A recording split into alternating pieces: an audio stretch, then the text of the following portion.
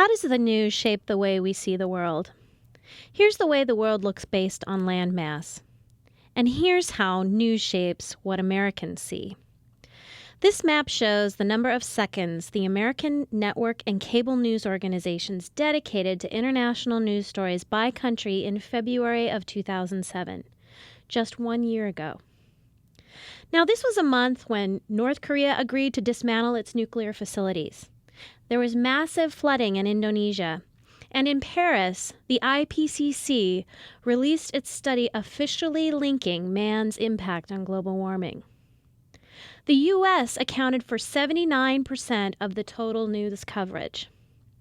When we take out the U.S. and look at the remaining 21%, we see a lot of Iraq and little else. The combined coverage of Russia, China, and India barely reached just 1%, and the North Korean story was also less than 1%.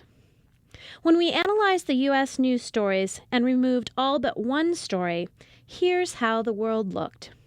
What was that story? The coverage of the death of Anna Nicole Smith.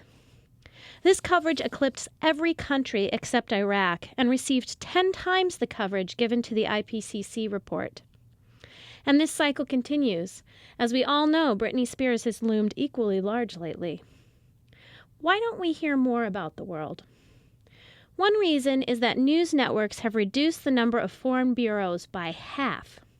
Aside from a one-person ABC bureau in Nairobi, New Delhi, and Mumbai, there are no network bureaus left in all of Africa, India, or South America, places that are home to more than 2 billion people. The reality is that covering Britney is cheaper.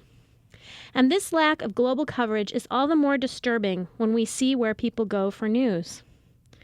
As you can see, local TV news looms large, and unfortunately only dedicates 12% of its coverage to international news.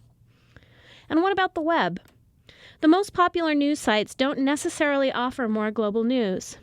Last year, Pew and the Columbia J School analyzed Google News' 14,000 stories on its front page for one day. These stories were, essentially, covering the same 24 news events. Similarly, a study featured in eContent showed that much of global news available from U.S. news creators is recycled stories from the wire services and does not put these stories into a U.S. context, which is essential for building understanding. So if you put this all together, this helps explain why today's American college graduates, as well as less educated Americans, know less about the world than their counterparts knew just 20 years ago. And if you think that it's all because Americans simply aren't interested, you'd be wrong.